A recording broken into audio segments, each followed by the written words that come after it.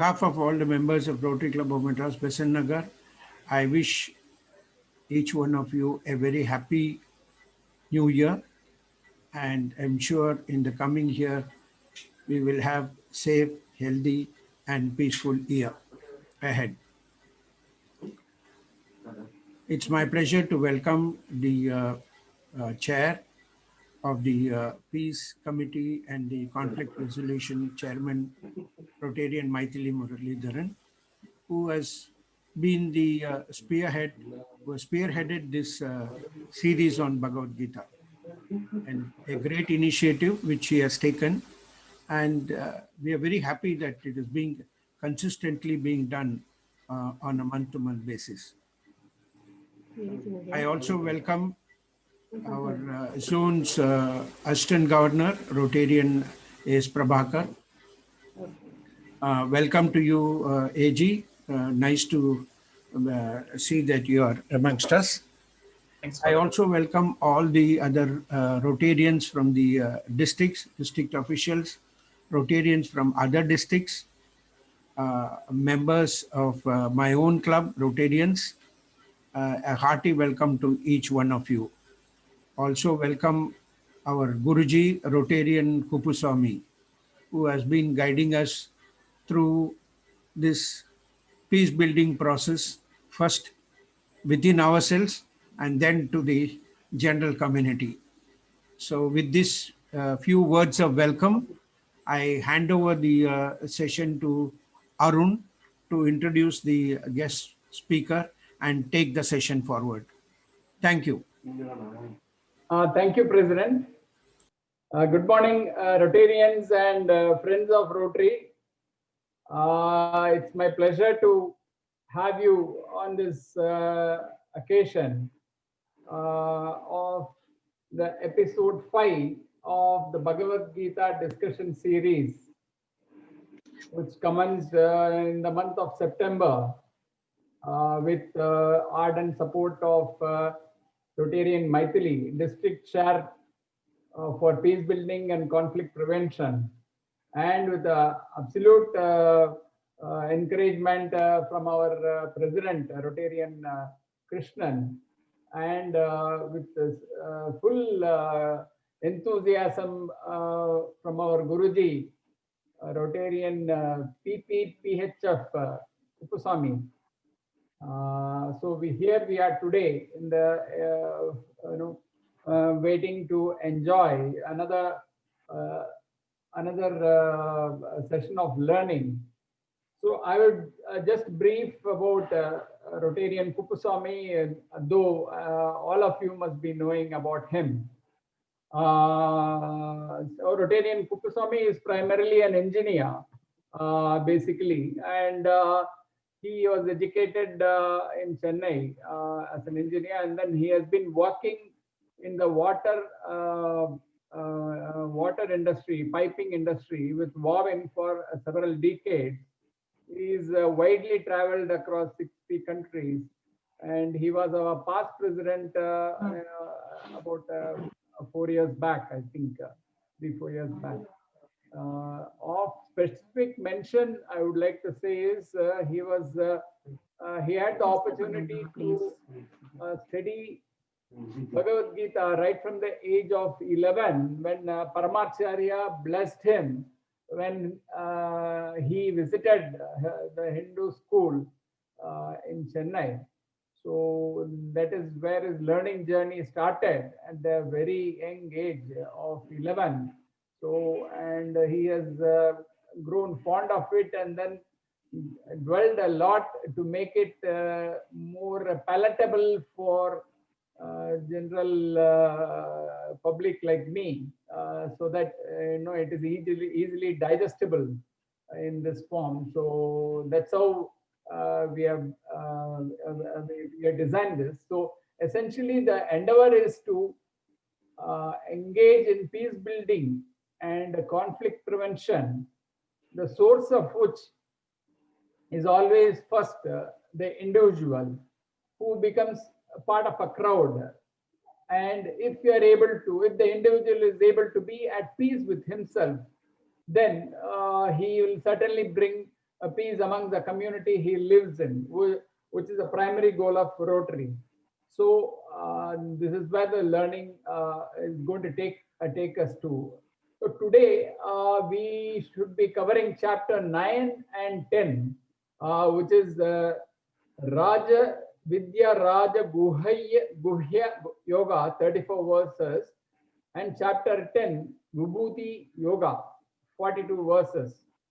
So the first 6 chapters of Gita focused on who am I, Karma Yoga, purification of mind, and consequence of and consequent peace we get from that. Second 6 chapters, that is 7 to 12, will focus on who is He, the Almighty, through Vipassana Yoga, reduction of turbulence in mind and increase in focusing ability, and resulting in consequent peace and happiness. Today, we are going to touch upon chapter 9, which is here Raja Vidya is actually greatest knowledge, jnana, and through upasana and further understanding of Saguna Ishvara, God with form and attributes. And we're also going to learn about Raja Guhya, greatest and rarest knowledge because it's hidden, Vijnana, through Upasana and further understanding on Nirguna Ishvara, that is God without form and attributes. So this chapter, this 10th chapter also focuses on cause and remedy for human suffering. Sorry, 9th chapter. Chapter 10 is Vibhuti Yoga. That is, here we discuss or we learn about the glories of Saguna Ishvara. All the great things you see, we see and perceive in this world are nothing but his glories. Once you dwell on his glories, you see everything as him and see him as everything. This brings about closeness to him. So I over to you, Rotarian Guruji Kupu. Please welcome you to give us your presentation on chapter 9 and 10. Over to you. I just want to tell few words because I might be leaving. Okay. You forgot to mention the welcome address by Maitri, but it's okay. Because for start of the new year, I wanted to welcome because I'm going to another program. I'm very delighted because it is January 3rd, start of the new year. The first program of this year is Bhagavad Gita. How blessed I am and how blessed my team is and the district as well. So it's a great opportunity to work with Besant Nagar month after month continuously. And for your information, for all the viewers here, our sixth session is going to fall on February 7th, first Sunday, 11:15 to 12:15. Please do attend for that event also. We'll be covering chapters 11 and 12. And thank you, Kuppaswamy ji. Wish you a belated happy birthday wishes. And fortunately, February 7th is also my birthday. So I'm really blessed this year. I'm really blessed with Lord Krishna's, blessings, I think. Yeah, the year will be very nice. Thank you. I think we should have very peaceful year through Bhagavad Gita, the start of the beautiful program for this year. This year should be corona free and we should be all very happy and go back to our, routine. And I pray to Almighty. Thank you, President Krishnan. Thank you, Secretary Krishnamurthy and Arun Kumar, Public Image Chairman. And of course, our Guruji, PG Kuppaswamy ji, who's smiling, was always smiles and talks beautifully. And enchants us with this Bhagavad Gita, all this summary of Bhagavad Gita. Thank you for your patience. And I request you all to stay back till the end and also promote this program as much as possible. You can take it to the common man, to the public as well to attend. Thank you for this opportunity. Good morning and welcome. Thank you. Thank you, Rotarian Maithili. Arun, I'll start. See like this.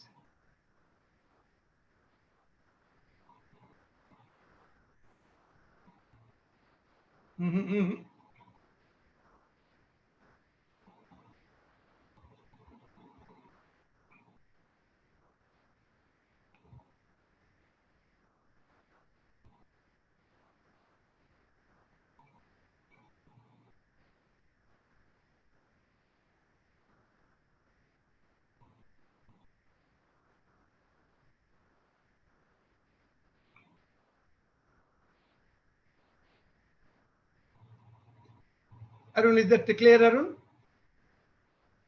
It's great. It's great. Yeah, it's Okay. clear. Yeah. Right, okay. Can I start? Yes, please. Okay, right. Good morning, Rotarians and guests, district colleagues, Maithili Singh and AG, and my club team, President Krishnan, Arun, RK, other colleagues of Quick Club, and all the guests who are non-Rotarian, most welcome. Good morning. I start the presentation with a greeting for a very happy new year, happy, healthy, peaceful, prosperous new year, free from all health turbulences. So let Krishna through Gita bless us with a very, very happy year. With that, I start. And then start with pranam to Swamiji Paramarthananda, Guru Brahma, Guru Vishnu, Guru Devo Maheshwara, with a very, very clear statement. I am making this presentation not as a guru. I am making this presentation as a student to other students. Student sharing with other students. That's what I'm doing. I am still a student. But student has to share with other students also. This is what I am doing. With this beginning, I start. It is something like an introduction. We are seeing that Karma Yoga and Upasana Yoga mentioned in Gita in the first 6 and second 6 chapters are purifying our mind and reduces conflict and increases our inner peace. That's what, summarizing what we are doing. The mental, emotional health will also help improve physical health. The thing. Gita talks more on such emotional and physical health in the third 6 chapter, 13 to 18. Specifically in chapter 17, in verse 8, it focuses more on the sattvic food, etc. In fact, for doing karma upasana yoga, you need good mental and physical health. Then only you can do karma or upasana. Unless you have health, you cannot do. And by doing karma upasana yoga, you improve your physical and mental health. So it's a vicious cycle. For doing karma upasana, you need good health. By doing karma upasana, you improve health. This is in Gita covers. So you start from somewhere, keep growing, keep growing, keep growing. Gita covers both. With this, I go to the general overview. As a matter of fact, Arun has already mentioned this introduction. In all the 18 chapter, Gita is divided in 3 parts. First 6, second 3rd 6, the thing. First 6 chapters in Sanskrit Pradama Shatkam focus on Karma Yoga, right action with the right attitude. Dedicate all actions to God, Arpana Bhavam. Take all the results as his gift, Prasada Bhavam. Think. And the next focus is, who am I?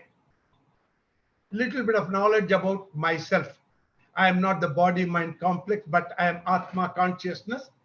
So this first 6 chapter is focusing on mind purification, getting ready for further steps. And the second 6 chapter, Madhyama Shatkam of Gita, focus on Upasana Yoga, Dhyana Yoga, starting with Ishta Devata Upasana, then expanding, widening our view to Visvarupa Upasana, see God as a whole universe and see the whole universe as God. That is it.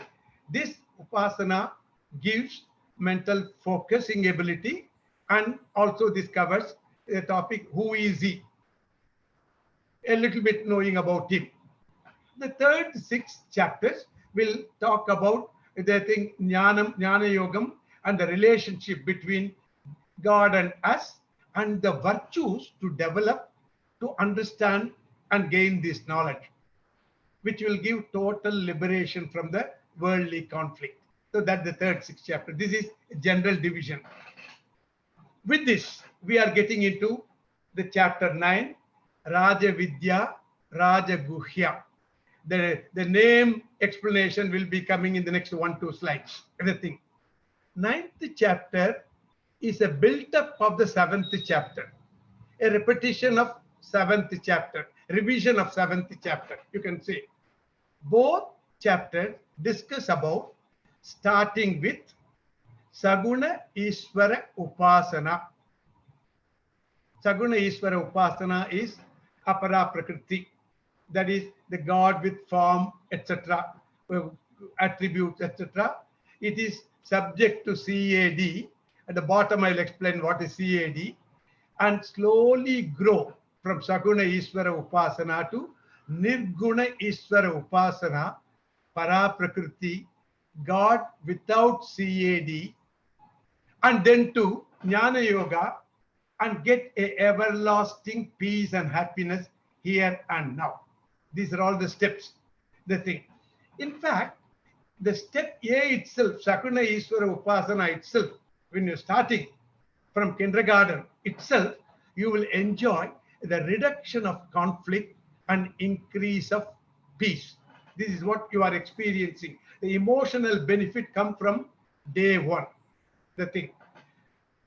With this background, we enter chapter 9. Here the definition of CAD, what I meant above is, C stands for change, and A stands for attribute, and D stands for division. Saguna Ishvara is with, it is changing attribute with attribute and with the division. Nirguna Ishvara, non-changing, without attribute and no division. This is a simple explanation. Now, topics to be covered in chapter 9 is meaning of Jnanam and Vijnanam. Verse 1 to 3. Then second topic is Nirguna Ishvara Swarupam, Brahma Swarupam. Verse 4 to 10.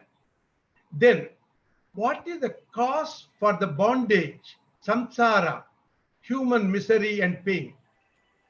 It is touched in verse 11. It is all in the form of Arjuna's question. Then, what is the solution to this problem? Verse 12 to 19, the Krishna's answer, obviously. Topic 5 is Bhakti on Bhavana based, attitude based. 20 to 29, glorification of Bhakti in 30 to 34. Krishna sums up the whole chapter in verse 34. This is how it goes. Okay. Verse 1 to 3, Jnanam, Vijnanam. Please connect all these things.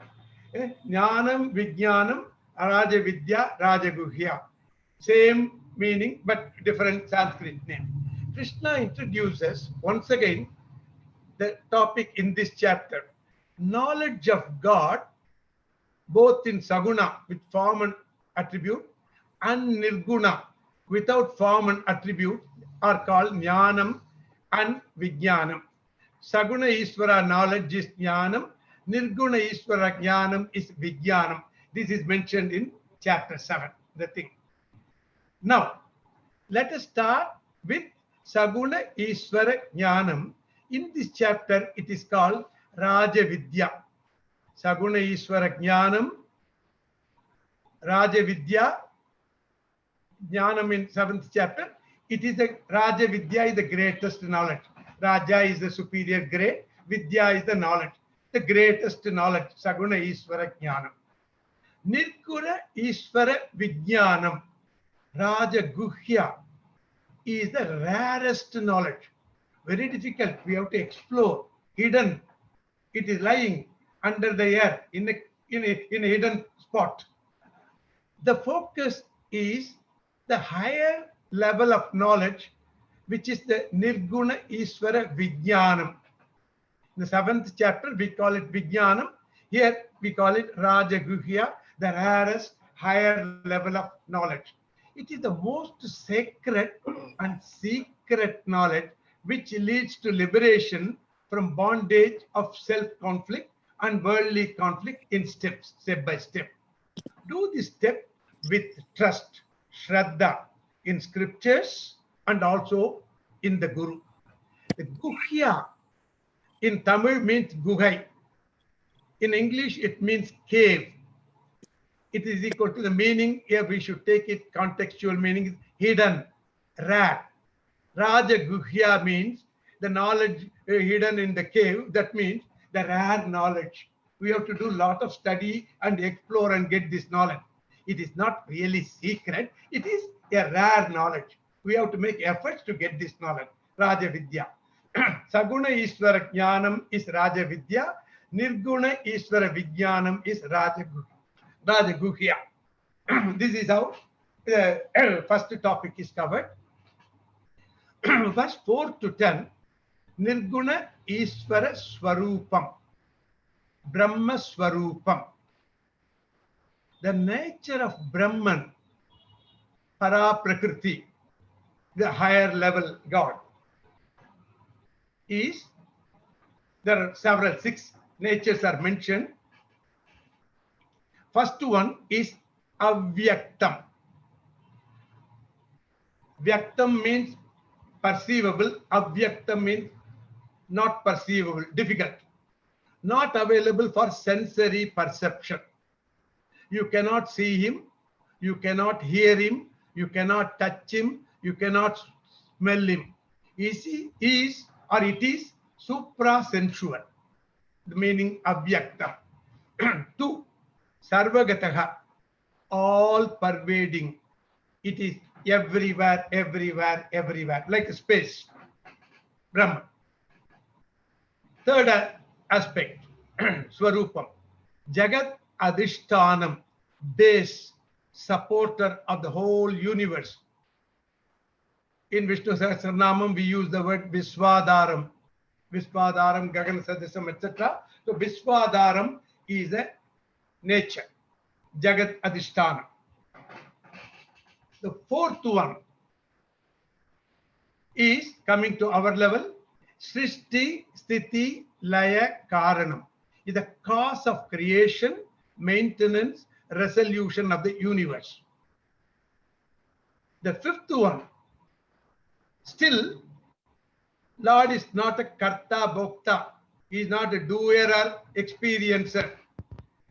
Little bit contradicting to the fourth one, but it will all be explained. Meaning, he does not do anything like creation, but all happens in his presence. He is a witness concept, Sakshi Swarupam. Like in a sunlight, sun is giving light. In sunlight, we are doing many things. Sun is not doing anything. But in his presence, sun's presence, we are doing everything. Okay? This is something like that. Lord is present and everything happens. Like creation, maintenance, everything happens in his presence. Although he is a Akarta Abhokta. The last one is Asanga Swarupam. That is, even though the Lord is the supporter of the universe, he is not affected by the impurities of this universe. Like Akasa, like a space. Space is not affected by whatever happens in this world. So he is not affected by good or bad. He is not affected. These 6 are the Nirguna Ishvara Swarupam. Now, topic 3, coming to our topics, the thing. Then what is the cause for the human bondage? In this scriptures, we use the word samsara. Samsara means bondage, misery and pain. Krishna answers that it is due to the ignorance of the real nature of God. We wrongly take him as a human being, possibly even superior, superhuman being. Big guy. We take him. That's where this is the starting point, but we should not stay there. We cannot get infinite peace, security, and happiness from a finite human form God.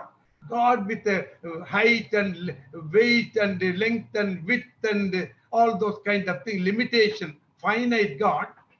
we will not get infinite peace and security and happiness. We should understand him as infinite, Nirguna, Brahman, to get infinite peace, security, happiness. Whenever we say attribute and gunam, it becomes finite. Whenever we say it's a form and shape, it has got a limitation, it has got a boundary, it is finite. But I want an infinite peace and happiness. To get infinite peace and happiness, we should realize him as infinite, beyond form, name, everything, for getting the infinite result, infinite peace, security, happiness. Now, then what is the solution? Okay. Many do not understand that they are ignorant. This is the problem. Being ignorant is not a problem. Nothing wrong. But not knowing I am ignorant, that is the problem. Ignorance of being ignorant is a problem for most of us. They do not believe in the scriptures or traditions and teaching. They are deluded, confused, and suffer. This is what Krishna says in verse 12. Ignorant of the nature of you and nature of God is a cause of suffering. On the other hand, some people recognize the bondage, the suffering, and seek his grace to get out of the bondage. This attitude is called bhakti, which is a series of sadhana. Bhakti is not one single action. Just go to temple and make a 3-round. No, that's not bhakti. It is a series of sadhana. Like a 10th standard, 11th standard, 12th standard, like that. It's a series, step by step sadhana. Culminating in jnanam. To get jnanam of Ishvara, first you must develop bhakti for Ishvara. Otherwise, if I don't have a bhakti for him, why should I learn about him? I'm not interested. I should have a bhakti, liking for a thing to get the jnanam of that thing. I should have a liking for my cell phone so that I get knowledge of my cell phone, the thing. So first develop bhakti in a series of sadhana and then culminate in jnana. It is very logical that only knowledge, jnanam, can destroy ignorance. Only light can destroy darkness, nothing else. I cannot destroy darkness with another set of clothes. No, I need a light to destroy darkness. So I need knowledge to destroy ignorance. Okay. Now, verse 12 to 19, topic 4. Then what is the solution to this ignorance? We already saw bhakti. In this chapter, the bhakti is spoken in different levels. 3 levels of bhakti, step by step. Karma Yoga Rupa Bhakti, which we already discussed in chapter 1 to 6. Dedicate all actions to God. This is the form of bhakti. Whatever I'm doing, dedicate everything to him. And take all the results as his gift. So, Karma Yoga Rupa Bhakti is I am getting involved with him by dedicating actions to him, and the results are taken as his prasada. Then second 6th chapter where we are now, Upasana Rupa Bhakti, meditation Rupa Bhakti. Meditate upon him to turn your mind from being extrovert, too worldly, to introvert, to look inside you and see what am I, who is he, that kind of thing. Little bit introversion is required.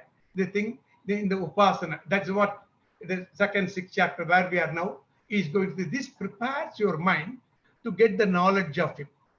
First 6th chapter Karma Yoga cleans your mind. The second 6th chapter Upasana Yoga, Rupa Bhakti, make my mind focus on him, the thing.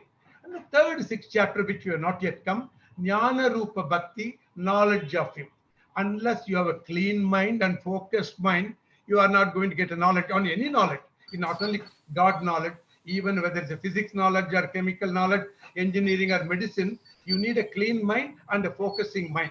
Sitting in a class and then thinking of a kind of a dinner party tomorrow will not help you. So this Karma Yoga, Upasana Yoga, first 6 chapter, second 6 chapter, cleans and prepares my mind to get into the Jnana Yoga, the third 6 chapter. In this chapter, Krishna focus on Upasana Rupa Bhakti. Okay.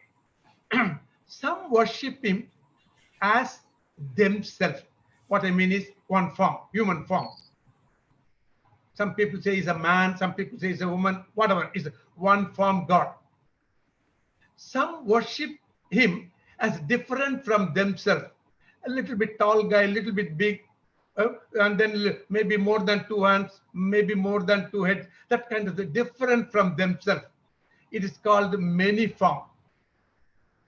Some worship him as everything, any form. In Sanskrit, the one form, many form, any form is called Ekarupa, Anekarupa, Vishwarupa. Eka means one, Aneka, many, many, many. Vishwa means any, everything, worldly. You see, in all these 3 steps, your mind widens, widens, widens, widens. And finally, you learn to see him in everyone, everything in this universe. Bhakti in the 3 forms, Karma, Upasana, Jnana Yoga. This is how it is called. It's a Bhakti in 3 forms, Yoga Traya. Now, next level, the focus of this chapter. Previously, we divided Bhakti into 3 forms, Karma, Upasana, and Jnana. Now, Krishna divides Bhakti into 2 types based on attitude, bhavana. Previously, the 3 are based on sadhana, action, sadhana based division. Now it is bhavana based division, attitude based division. The 2 divisions now Krishna talking are Sakama Bhakti, material oriented Bhakti. The second one is Nishkama Bhakti, infinite goal, knowledge based, world based Bhakti. Sarve Bhavantu Sukhinaha. This is how the Sakama, Nishkama are generally broadly divided. Now, Sakama Bhaktas, material oriented, little bit selfish Bhaktas, are less intelligent ones using Bhakti for finite goals. We go to an infinite God and ask for a finite goal. I want 1,000 rupees. I want 100 rupees. I want 1 car, this kind of thing. Still a positive one to start. No complaints. God is not complaining. He will bless them with whatever they ask for. Money, power, etc. It is something like going to, let's say, the big guy, the president of the country, and then prime minister of the country asking for 100 rupees for coffee. It is something like that. Going to God and ask for money, power, etc. Sakama Bhakti, okay, no problem, no complaint, good to start with. Second level, Nishkama Bhaktas are more intelligent, using Bhakti for infinite goal. The infinite goal is only one, God himself. Anything worldly related to matter is finite. Even if you call lakhs of crores of rupees and all those, still it is finite, the thing. So, Nishkama Bhakta asked God to please give me yourself. They think, God himself. They have desire for para prakriti jnanam, knowledge of the higher nature of God. Nishkama Bhakti is a stepping stone for Brahma Jnanam.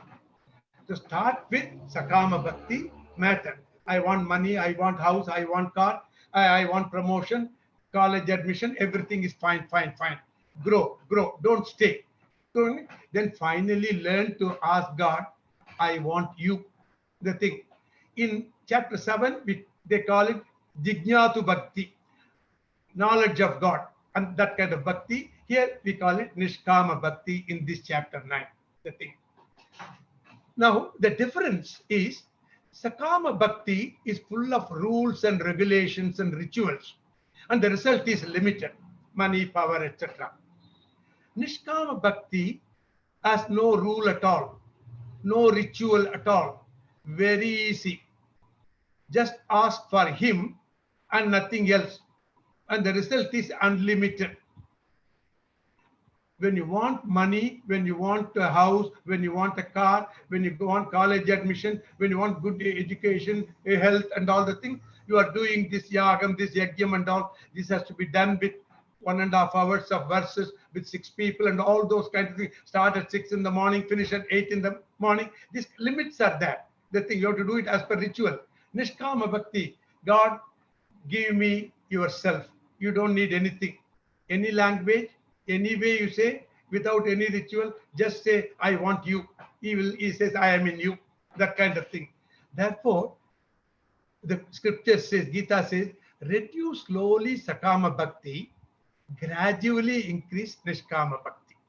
You don't have to stop it. You don't have to cut off Sakama Bhakti. The thing, you need money, you need matter to help others. So continue, reduce Sakama, increase Nishkama. Now, verse 30 to 34, last topic. Very important, glorification of bhakti.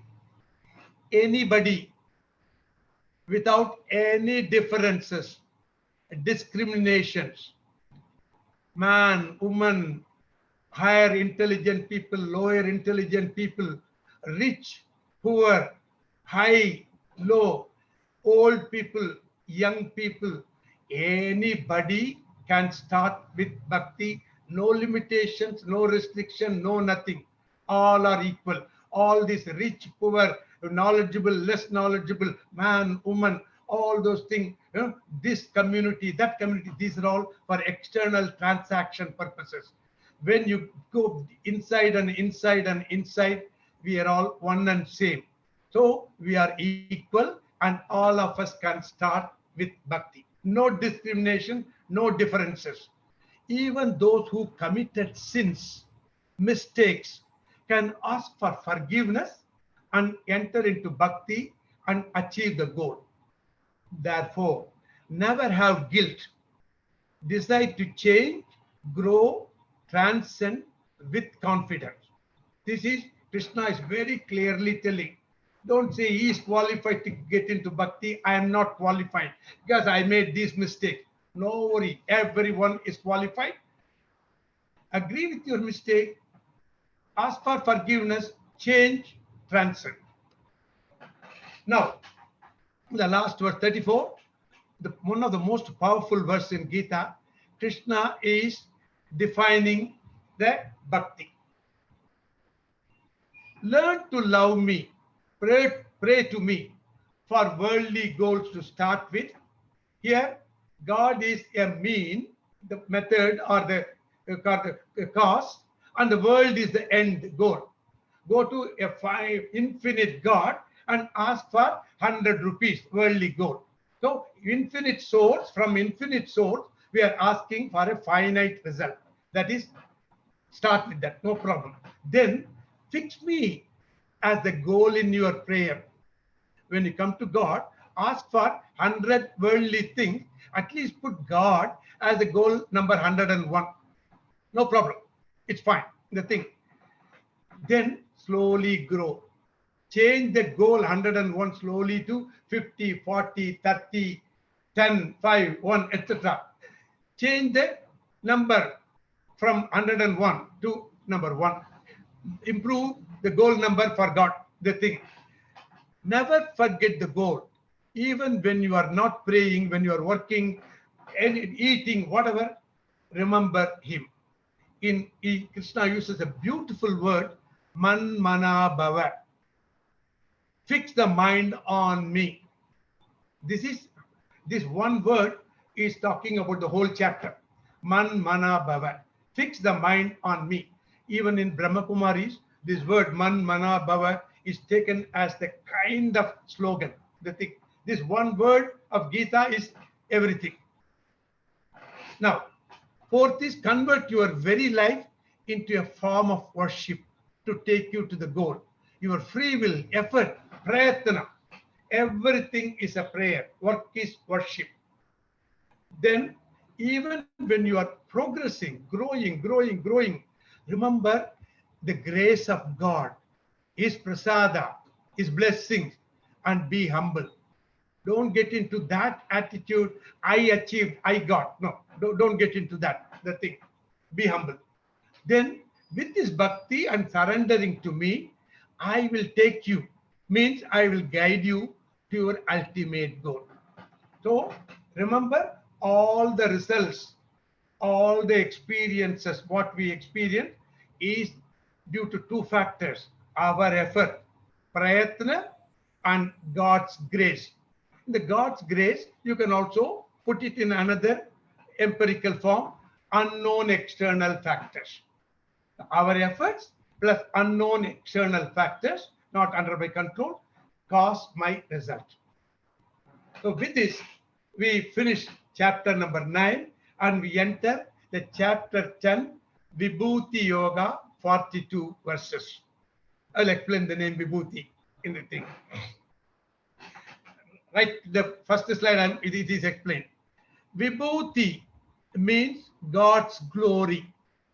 Glory of God is the Vibhuti, the thing. The contents of this chapter are first 7 slides. I'm giving a general overview. It is important overview because in the whole chapter is talking about God, creation, and the world is the created, the link between these two. So for us to get into that mode, this first 7 slides is a kind of general overview.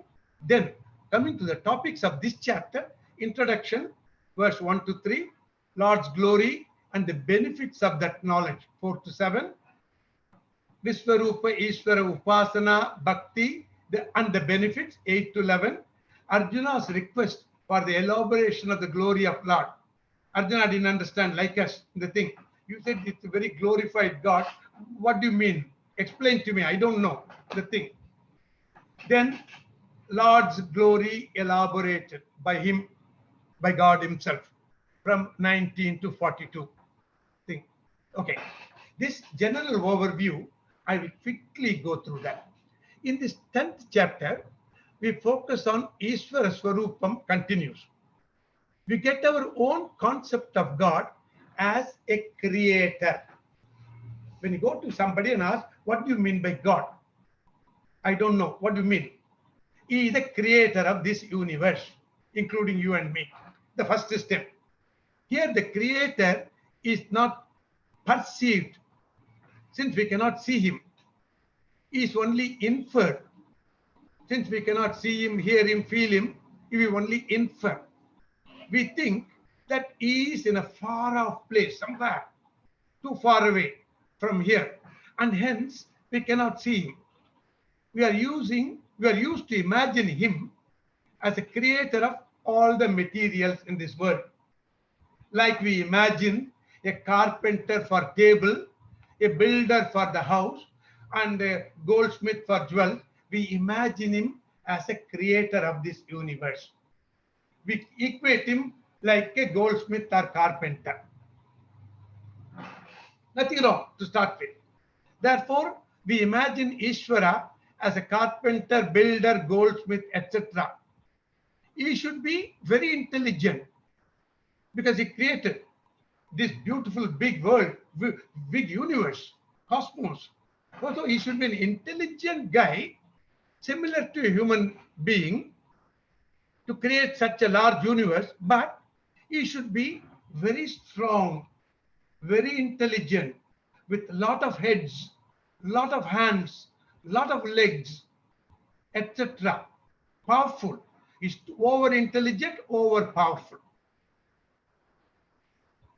He should have only one form. Of course, we all know everyone should have one form, and all other imagined forms are a makeup for him.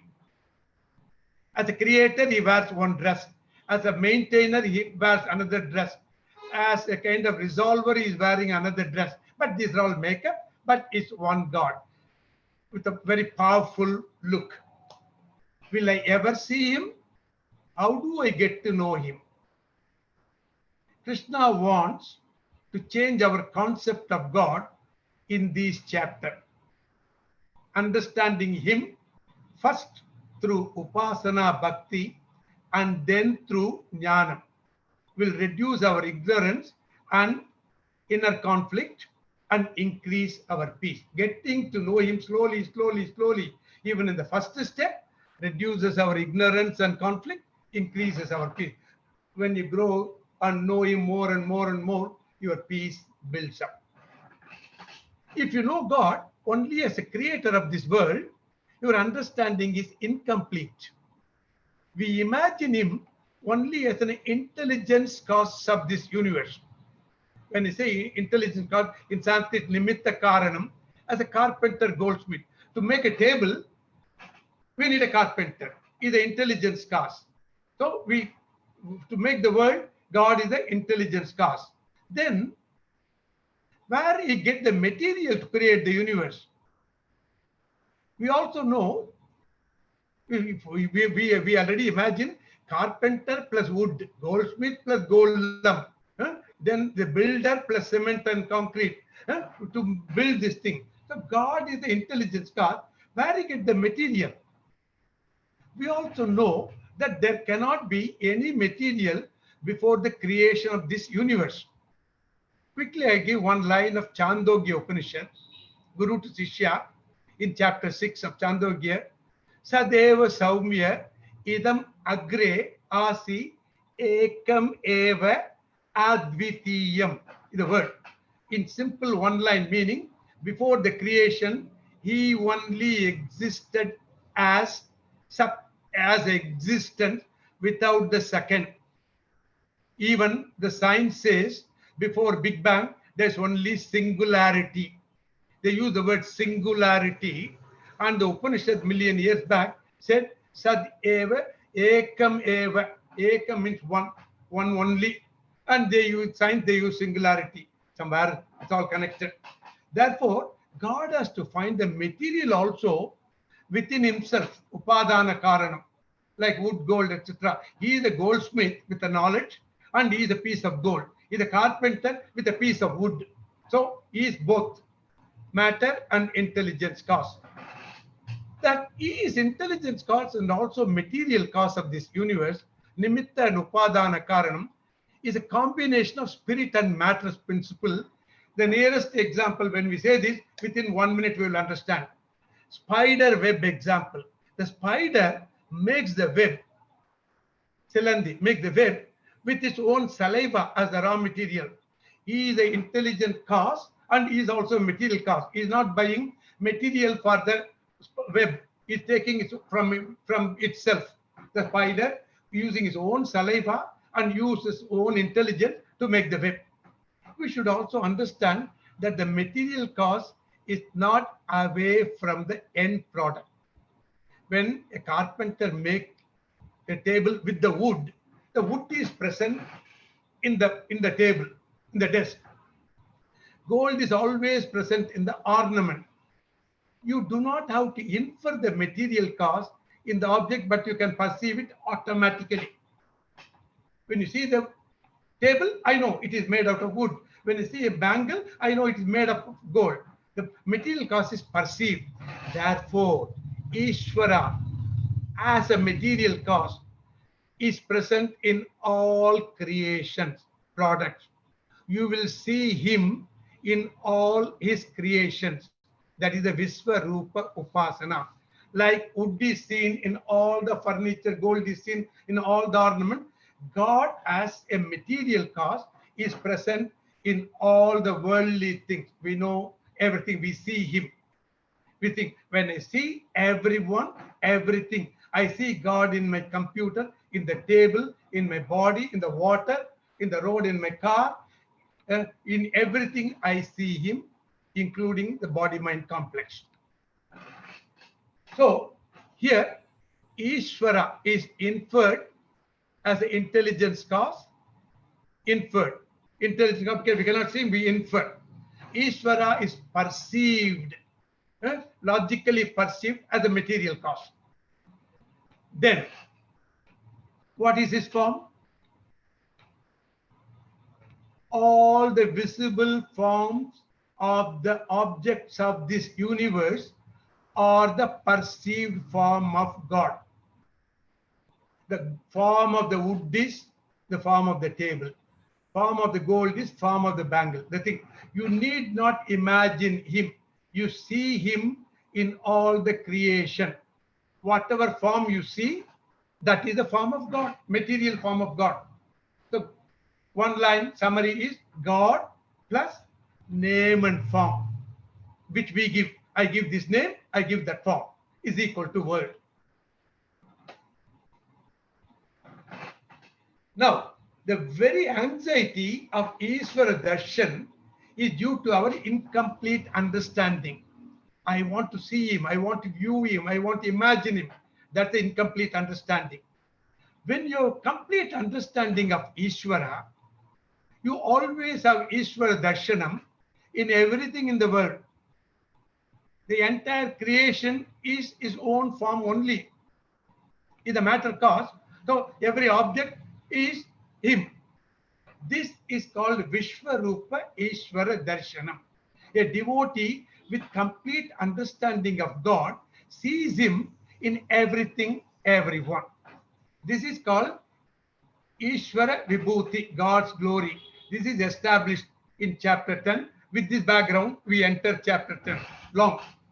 And then this slide is under the recommendation of Arun Kumar. You please God and world, and then let's say matter, gold and ornament. You please show that very clearly. God is the cause, world is the product. Is a material cause, product.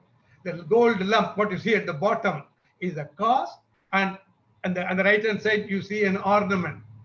Ornament, content of the ornament is nothing but gold. It may have a shape, it may have different names, but if you call what is the weight of this ornament, it is nothing but the weight of gold. Okay, we wrongly call it weight of ornament. There's nothing called ornament, is only a name. So it is weight of gold. Like that, God is present in the world. We ask, what is God? World is God. God is world. So this slide will give us a kind of a visualization of God and world as like gold lump and ornament. Thanks, Arun. Now, introduction of this chapter, Vibhuti Yoga, verse 1 to 3. Those who see him in everything will eventually evolve into Arupa Ishvara, formless God, Bhakta. Because when you see him in anything, you also should see him in nothing.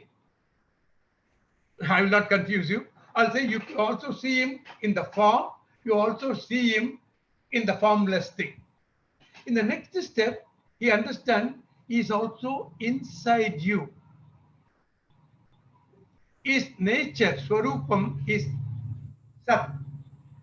In the English translation is existence. When somebody is, if they want to know that in Tamil, it is Iruppu. Sat, existence, Iruppu. Second nature is Chit, consciousness, Unarvu. The third one is Ananda, happiness, Ananda, Sandosha. So this is his Rupa is Sat, Chit, Ananda.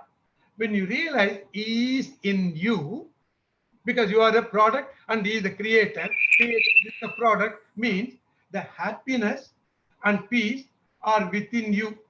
Where are you going and trying to buy that from? In the shop or in that shop or this person or thing. God is in you in the form of happiness and peace forever, ever and ever. Lord's glory and benefits of this knowledge. All the glories like knowledge, intelligence, non-delusion, patience, truthfulness, self-control, sense control, non-violence, equanimity, contentment, present in everyone in the world are born out of him only. Because he is the cause. All the great sages are aware of this truth. So they don't say, I am having this quality. No, it is this quality present in me. This unshaken knowledge paves the way for ultimate liberation from conflict and build our own peace. When you have conflict, then you say, I have this quality better than you. You have that quality better than him, this kind of thing. Finally, when we realize all the qualities are not ours, it is his quality, is the cause, then we are equal. There is no conflict. Then it is peace and happiness. Okay. Verse 8 to 11, Vishwarupa Ishvara Upasana Bhakti, benefit of such a devotion. He is the source of everything, and everything in the universe proceeds from him, developed from him. This knowledge in a devotee makes the devotee see God in everyone, everything. Then he becomes free from likes and dislikes and learn to look everyone, everything equally. Okay, it is very, very important. Likes and dislikes are reduced, equanimity increases the thing. Then he becomes Purnam and contented. You think, when I see Purnam, full, infinite God in me, I am Purnam. I am contented. I am infinite. Therefore, I am looking for peace and happiness from outside because I am full, complete. I am infinite. He meditates on Vishwarupa Ishvara with peace and happiness, not for peace and happiness. In the beginning, I prayed for peace and happiness. God give me peace and happiness. Now I do the same prayer, but with peace and happiness. With this knowledge, I change the far to with. Then Arjuna developed into Vishwarupa Bhakta. He understands all these verses and he says, I have become a Vishwarupa Bhakta. I see you as the word, but I am unable to imagine his Vishwarupa and meditate upon this. I can meditate only on finite thing with the boundaries, limit, God in one form with a 6 foot height and 1 foot width and 70 kilo weight and all those kind of things. They think, I am not able to imagine him as everything because it is too large for me to conceive in my mind. We are all like Arjuna, okay? Whenever we say Arjuna, we can replace we. Therefore, he requested Krishna to give me more description of the glory. Vishwarupa Ishvara, please give me the more description of the glory, Vibhuti.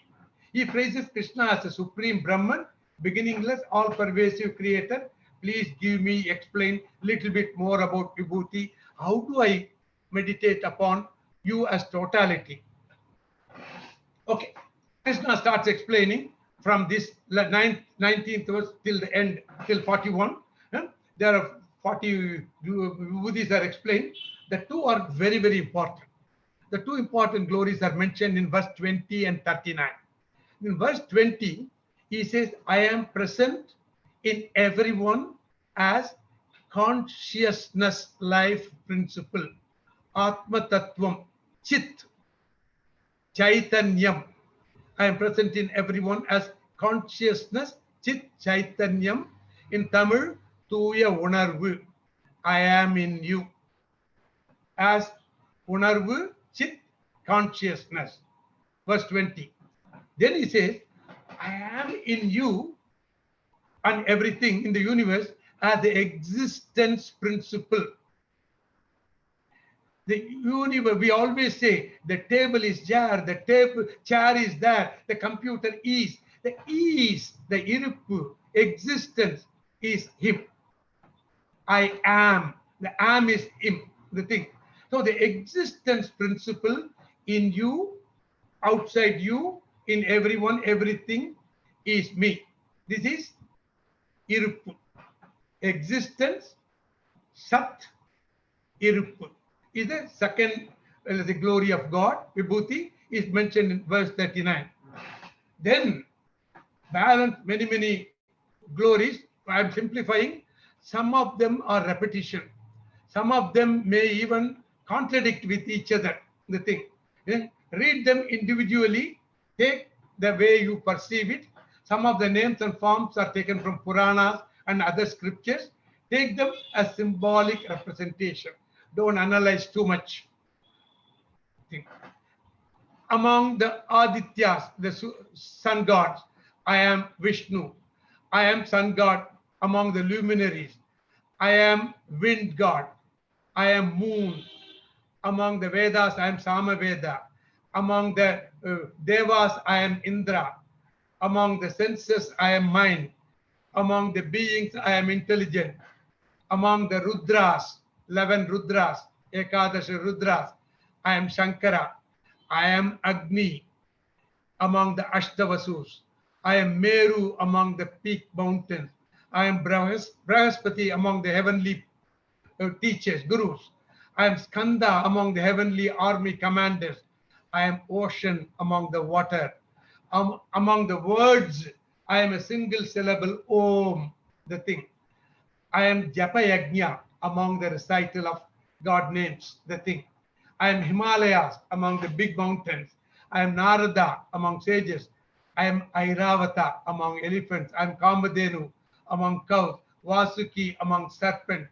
Ananta Adisesha among snakes. I am Varuna among water deities. Prahalada among devotees.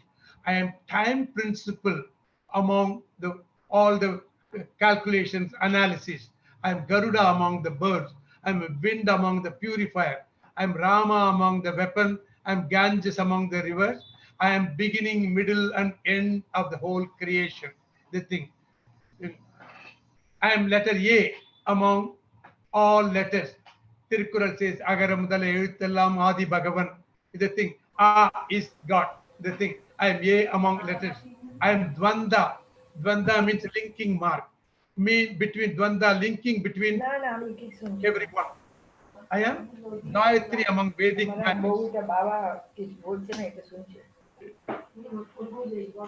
Can you please? Hello? Arun, can you mute it, please? I am Margazhi month among the month. The thing. This is Margazhi month, so I am the thing. I am Krishna among Vrishnis, this community. I am Arjuna. I am Vyasa. I am Sukracharya. These are all things. I am stopping the enumeration of my glories. Krishna says, I'm not stopping. Krishna, stop. Since it is endless, I gave a few examples of my glories just for your understanding and reflection. Verse 41 says, anything rich, wonderful, powerful, what you see, that is a small portion of the glory of God. There is no limit. Conclusion of this knowledge from a spiritual angle. God is in all the creations, but really speaking, all the creations are in God.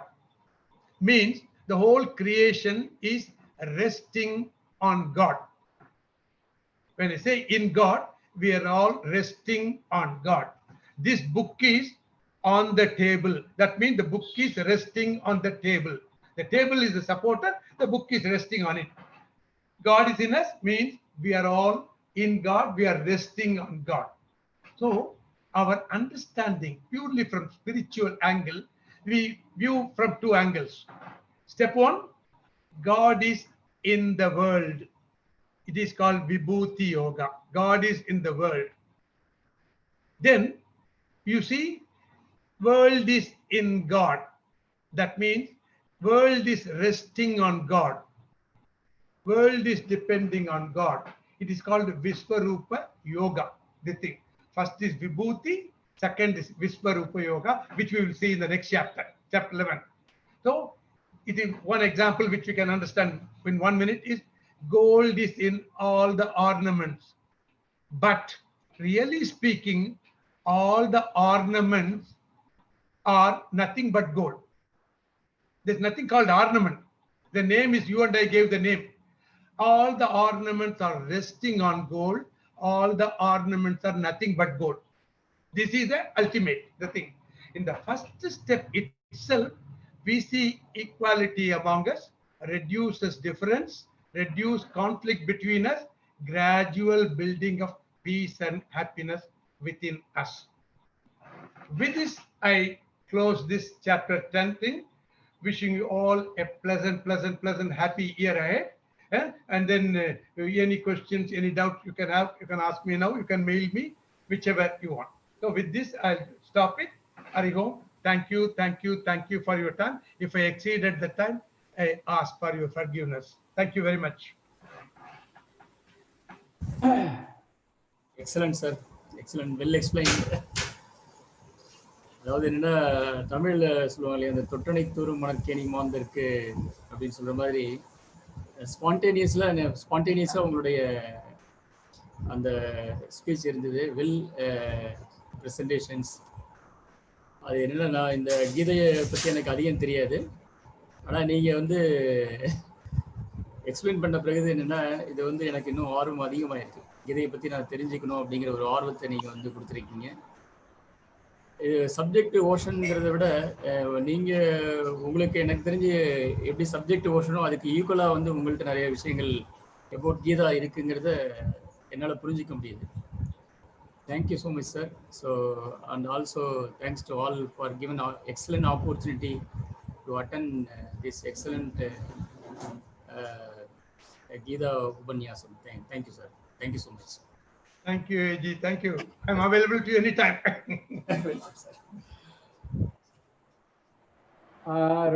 Friends, Rotarians, I request all the participants to post any questions now to Rotarian Kupu, and if it is possible to answer it right away, Rotarian Kupu will answer. If you want a detailed discussion or clarification, as he has already shared his mail ID, you can mail to him. He'll reply in detail to that also. So request if anybody has anything to speak, clarify, they can do so now. May I? Hello. Yeah. Hello. Please identify yourself. 1 minute. One small doubt. I may be wrong even, but just I want to be clarified. That is, Krishna was telling there in chapter 10 about whom he should be, he will be.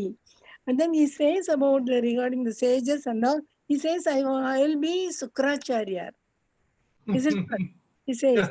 But I think at least sometimes Sukracharya has behaved in a manner which is not very palatable. But Krishna chooses him.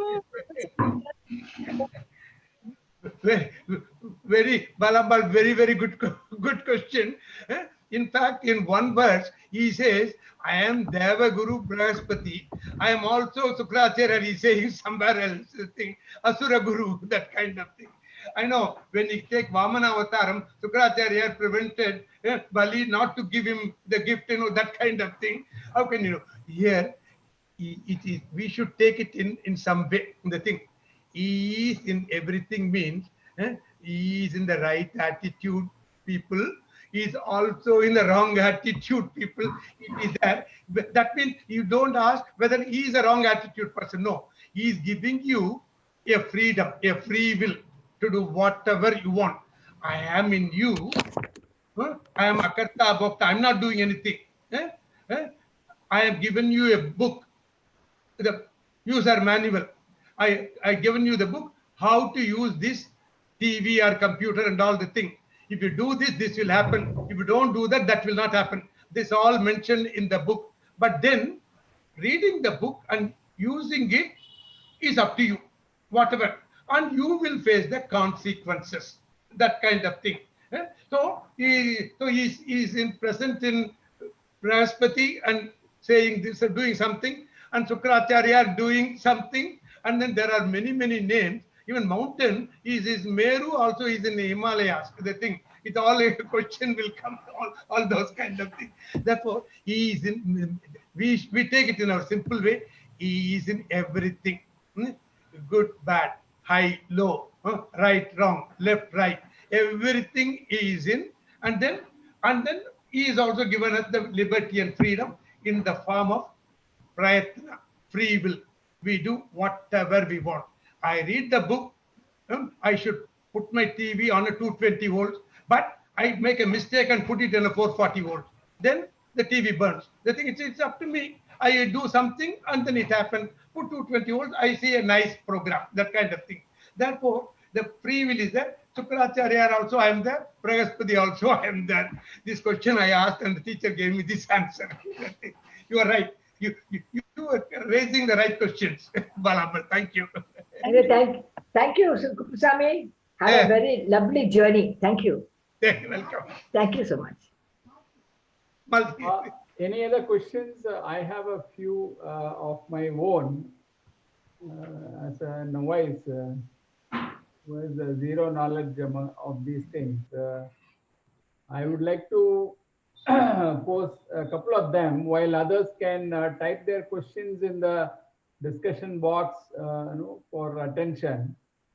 Kupuji, my question is God really Saguna or Nirguna?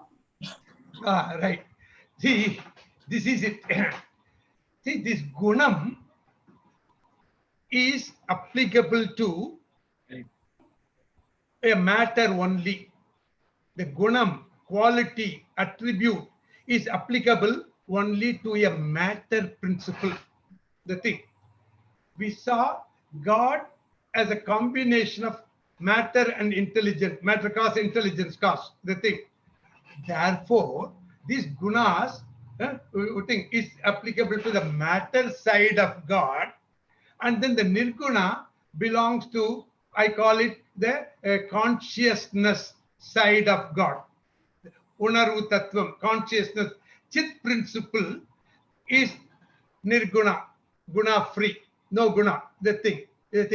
It is not a gunam, is a kind of a finite thing that is having I am having, everything is guna. If I say I am having lot of memories, that's my guna, but yesterday I had good memory, today my memory has become gone, is faded, that it keeps changing.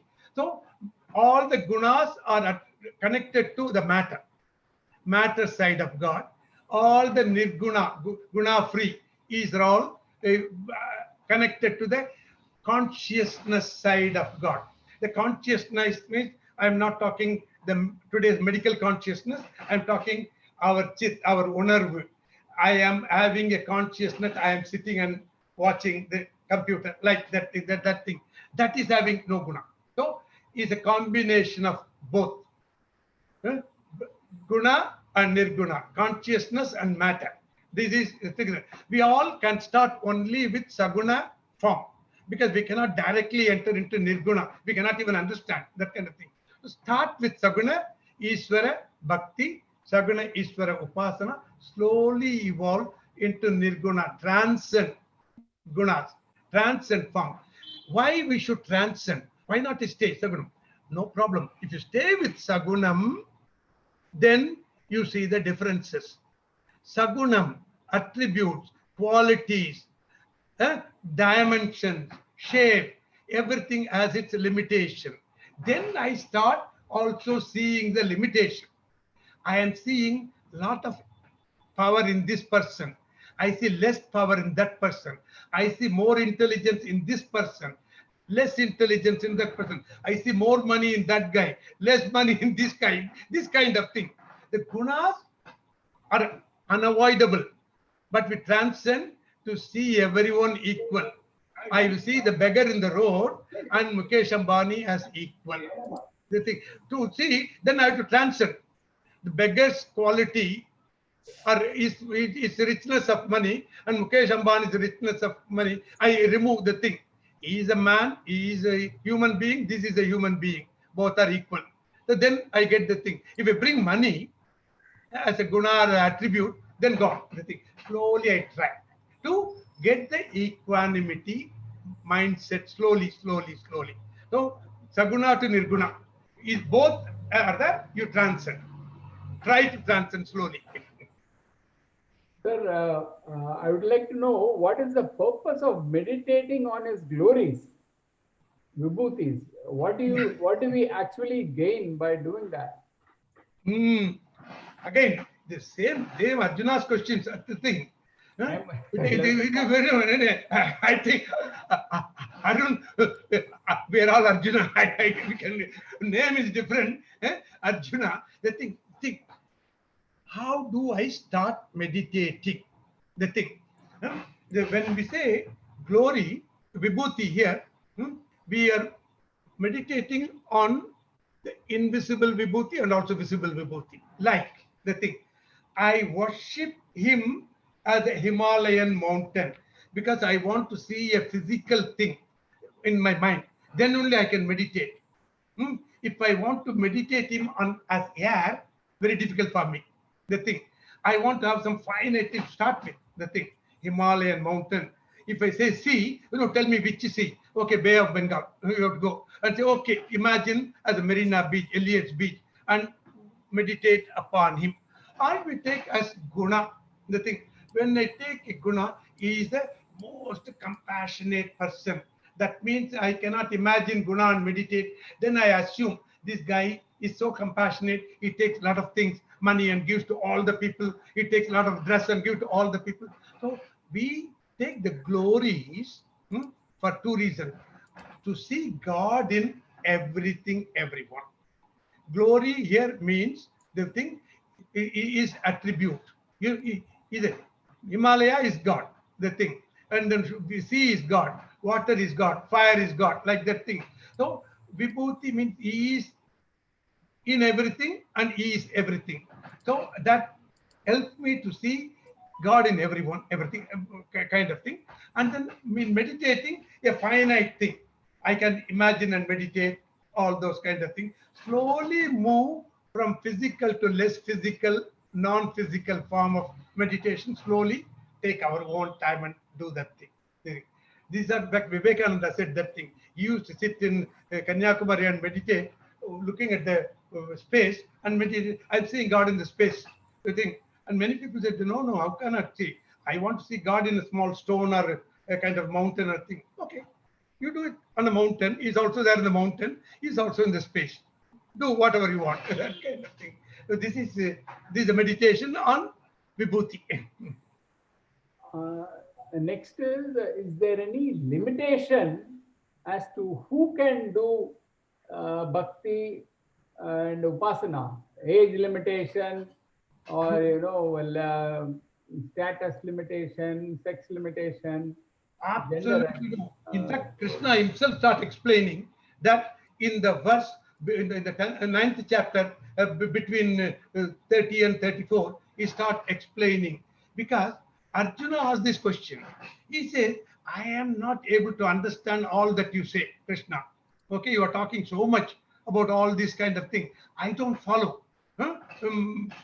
Arjuna was like us, or we are like Arjuna, whichever you call it, you think. I don't follow. So a kind of an inferior guy like me, from the knowledge point of view, am I entitled to upasana and bhakti? He says even a guy who is only 1/100th of you is entitled to that thing. What are you talking? Therefore, the thing, when you come to upasana bhakti, the previous question which is answered was, you are transcending the gunas. Gunas attribute means, I'm talking everything. Guna means, good habit, bad, no, not the thing. Everything, rich, poor, everything is a guna. Everything is an attribute, the thing. It's not like, I am a compassionate, you are rude. No, it's not only different. I have less money, you have more money. I am weaker, you are stronger. That kind of thing. These are also gunas, the thing. So when we remove that, when there is no difference, then where is the question of a superior sage or the guy who is cleaning the road in the road cleaner? There is no difference. We are same. And there is no difference between man, woman, the thing. No difference between rich, poor. No difference between sinner and saint. From bhakti point of view. From worldly angle is different. If a sinner comes to court, court will handle him on a worldly matter. We are not talking about that. From bhakti point of view, anybody can do. A sage, Vishwamitra, like Vivekananda, Ramana, everyone can worship the guy who had stolen money, but he regrets that he wants to pray God that he will change. He is also entitled. Both, God sees them equal. Big saint, big sinner, equal. There's no difference between man, woman, sinner, non-sinner, great sage, or anything. And between caste, creed, community, no difference at all. Because when we are misunderstanding the caste, community, and all are all, it's mentioned in the 18th chapter when we come. It's a professional based. The thing today, I am engineer. You are chartered accountant. Somebody is a lawyer. Somebody is a doctor. Somebody is something else. Thing. Sweeper. Okay, it's all profession. This profession was divided in those days 4 groups of profession. Those who are teaching, those who are administration, and those who are doing trading, and those who are doing community service. Service to community. Those people who are not made up their mind. I want to give service to all the other communities, and then later I will make a decision whether I'll get into teaching or administration or trading. I'll decide later. First, I'll assist everyone. I'll see which one is matching with my mindset. So you choose a profession based on your mindset, and you can stick to the profession. You can change the profession. Today you start a profession of, you like the profession of sweeping or cleaning the toilet. Start that thing. Suddenly tomorrow I decide to become a doctor. You can become a doctor. You become a temple priest. No problem, no problem. But then qualified for that. I cannot say I want to become a doctor tomorrow. I will get qualified. I want to get qualified as a priest. I want to get qualified as an engineer. You get qualified and take any job you want. It's a professional classification. And when we say again, remove the professional attribute for a while during meditation, bhakti. Then he is human, you are human, I am human. Even the name is God, the thing. Then that's it. So everyone can do, no discrimination, no difference. We are all 100% equal. In fact, end of the Gita, you will say the equal word will be removed. We are not equal. We are one. First, we are different. We are unequal. I am big, you are small, that kind of thing. Then slowly I improve a lot. I get 80% mark in scriptures, and we agree we are equal. At least 2 hours a day we are equal, that kind of thing. Then we agree 24 hours a day we are equal. Then I say, no, equal also you are talking 2 different people. Let's say kind of similar, that kind of thing. We are not equal, we are one. I am you, you are me. That is it. Sarvamekam. When you come, where is the question of equality? The thing. So this is ultimately we will read. This is all for our pure mental peace. It's not like a great knowledge to get 100 marks in the exam, spiritual exam. For my peace. For my peace, the equanimity, oneness will help. Even among God, it is one. I see different shape. When he is wearing a shirt, he is given one name. When he is wearing a pant, I'll give another name. When he is wearing a jacket, I'll give another name. Suddenly, I'll see him as a woman. He is wearing a sari. Then he remove the sari and then wearing a dhoti. He becomes like a man. It's all one. He's acting. The same person is acting as a woman or a man, rich or poor, king or a beggar. All is finally Shivaji Ganesha. Whatever is the role in the stage, it's only imagination. So this is, everyone is qualified. No problem, no differences. We are all one. One final question. As a lesser form of Arjuna, it is always difficult to digest the complex concepts proposed by the Supreme Lord. And we make some attempt to understand and digest and may not succeed. So can I just stop with the Saguna Ishvara Bhakti and Upasana if I am unable to go to the Nirguna level? We faced such questions. I also asked same question, what happens if I do only little bit of Karma Yoga or Upasana Yoga? So whether is it useless? Something similar is what I want to ask now. Same thing happened. I know. I think you read again Vyasa's whole Mahabharata. When the war is over, when Arjuna, these people are become king and ruling, the kind of thing. When Krishna says, "I'm now it's all done. I'm going back to Dwaraka." Arjuna says, "Sorry, one question. Let everyone go. I ask you. You recited Gita, these 700 verses. I don't follow even one properly." That kind of thing. Can you say again all this kind of thing? Krishna said, "See, Arjuna, don't worry. You remember the word Gita. Enough." That is enough. I didn't follow that. Okay, still okay. I summarize and tell you 1-2 things. And then you take your own time. There's no limitation at all. When I say you take your time, I don't mean 1 year, 2 year, 5 year, and all the thing. You can take 200 years, 2000 years, up to you. No issue at all. Slowly develop. Depends upon your freedom, available mindset, priority, etc., etc. Don't worry. Stopping with Saguna Ishvara is no problem. Stopping with Upasana or Karma Yoga is no problem. We already said, Karma Yoga, Upasana Yoga gives Chitta Suddhi, Chitta Ekagraham, that is mental focus, mental cleanliness, to get my today's peace and happiness. This is giving. With that peaceful mind, happy mind, mind clean, I'm able to conceive the knowledge given by teacher about God and our relationship. When the knowledge says God is in you, so you don't have to go and worship there. He is in you. You are already merged into him. What do you mean by mukti, merging into him? You are in him before creation. He is in you after creation. What is that merging? What are you talking?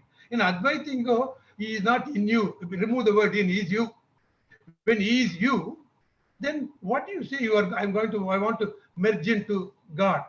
There's nothing like that. In the beginning, we use all the word. I say, I want to go and then settle down in Bombay. Suppose I say that thing. I want to travel 1,000 kilometers and settle down in Bombay. Finally, after reading all those cases, I am in already Bombay. Is the thing. So that is what happened. So at that stage, if you keep, that is the liberation from the total bondage and all those kind of things. That is like, I will use the word just for understanding, a master's degree, doctorate. But to do that, preparations are required. The preparations like karma, upasana, straight away, saguna ishvara, dhyanam, straight away gives peace and happiness. If you say, my target, beginning target is peace and happiness, that I'm getting from karma yoga, upasana yoga, I will postpone entering into jnana yoga, that kind of thing, nirguna brahma, later, no problem. My aim is not the liberation, mukti, moksha and all the things. My aim is today's peace and happiness. If you say much more than enough, Arjuna even did not get even that properly. He asked later, Krishna said, okay, you do that again, try, you will get peace and happiness. Do your work. Don't say I am doing. That's enough. Don't even get into upasana. Do your work. Without the attitude, I am doing. You know who is that? I am the guy. That leave that attitude, do it, then you are getting peace of mind. So Arjuna said, okay, that is clear to me. Let us Thank you. Thank you, Rotarian Kupu. I request President Krishnan to give a vote of thanks and adjourn. Yeah. So first and foremost, thank you, Guruji, Kupu. I think as usual, I think, now after listening to this chapter, I think both of us are gurus because we are all equal. We are one. But only thing is, we are one. Oh, the difference being that the knowledge which you possess, I am like one small pond and you are like an ocean. So although we both are water, but I have to reach that level. Thank you very much. I think excellent presentation as usual. May God bless you. Thank you. I thank our district team for organizing this and coordinating this thing. Rotarian Maithili. I thank AG for coming over for this session from our own zone. I thank all the Rotarians who have come here and participated. I only request, please do continue, because this is going to continue almost for another 4-5 months more till all the 18 chapters are covered. Lastly, I thank Rotarian Arun, who has been coordinating this as part of public image program of our Rotary Club of Madras Besant Nagar, and he has been designing right from the invitation to organizing this. He has been doing an excellent job. Thank you very much, Arun. Thank you, President. I wish to record the presence of another Rotarian, Usha Ajit Prasad, Yes. who was part of Rotary Learning Institute. Oh, Madam has been here, so I just want to record. I just noticed her. Apologies for the late recognition. I think she's. No, I would like to invite her to say a few words, if possible, President.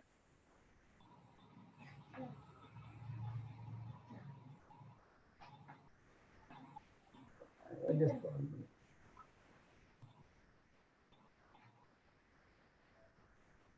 Thank you, sir.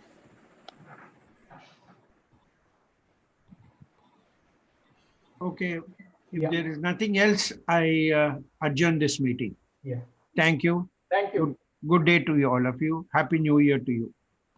Thank you. Thank you. Hari Om. Hari Om.